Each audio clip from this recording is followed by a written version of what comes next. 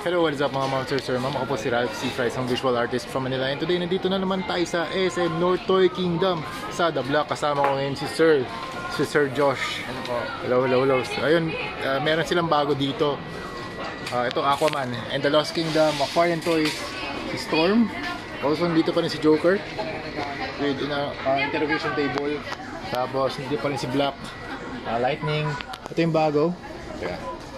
We have Aquaman with stealth suit, King Kordax, Aquaman, and Black Manta. Tama. Ang ganda nito. Stealth suit niya. Ito okay din yung classic na suit na scales din. Tsaka green pants with scales texture too. Swap ko yung camera para ma-review natin. Alright. First up, we have Black Manta. Ganda nung kanyang head design.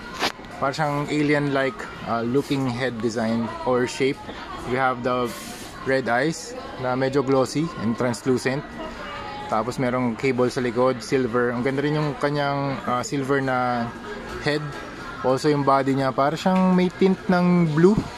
And dito black plastic. Dito silver gauntlets. And also meron siyang effect part na orange. Parang red-orange. Yung kanyang eyes, hindi siya super red. Parang may tint din ng orange. Okay, punta tayo kay Aquaman. Maganda yung face. Super cool. Medyo may likeness din naman. Pero ang astig nung ang astig nung scales niya dito. Look at the armor. Ang sarap nito i-customize. Tingin ko pag na-dry brush natin to, kaya na-wash na, nag-apply tayo ng black wash. Lalabas yung mga texture niya. And also ang ganda ng trident. Gold plastic. We have texture din na pants. Tapos, maganda rin yung style ng gauntlets niya.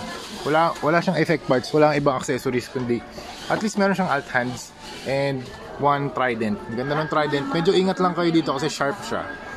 Dito, King Kordax, super nice. I think villain siya.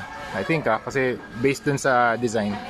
Also, meron din siyang trident katulad ni Aquaman. Kaso dito yung trident na black. And medyo ingat lang kayo dito kasi sharp din siya. And maganda yung pagkakagawa dito. Ang ganda ng texture, very organic. Para siyang tree, o parang decayed wood yung design. Para siyang Titanic na bulok or na decay. Parang ganun yung texture na. Maganda yung face. Maganda, parang siyang si Groot eh. Parang ganun yung design eh. Pero very nice. You have the cloth here. May konting dry brushing yung kanyang cloth. And ano pa ba? May alt hands ba to? Wala. Pero meron siyang cape sa likod. Maganda yung cape sa likod Alright, next. Aquaman with stealth suit. Alright, the face. Pareho lang. I think pareho lang yung face niya. Yep. Tapos, maganda yung gripping hands. Yun nga lang, wala ditong walang extra accessories na alt hands. Maganda yung trident, pareho lang yung trident dito. Yung stealth suit maganda, meron siyang shine. Hindi siya super matte na finish. Also yung texture ng suit very cool. Kitang-kita yung sheen ng armor kapag natatamaan ng ilaw. You have the silver gunmetal parts dun sa shoulder armor. You have the gauntlets. Wala siyang gloves dito. And that's it. So we have one stealth suit, 2 King Kordax, Aquaman, and Black Manta. Yun yung mga bago nila dito. And nga pala, mayroon pa pala to. Ano man tawag dito? Yung mga vehicles niya. Vehicle type ni Aquaman. Pangalan niya si Storm. Review din natin ng konti. Medyo okay naman. Ano ba to? Seahorse to no?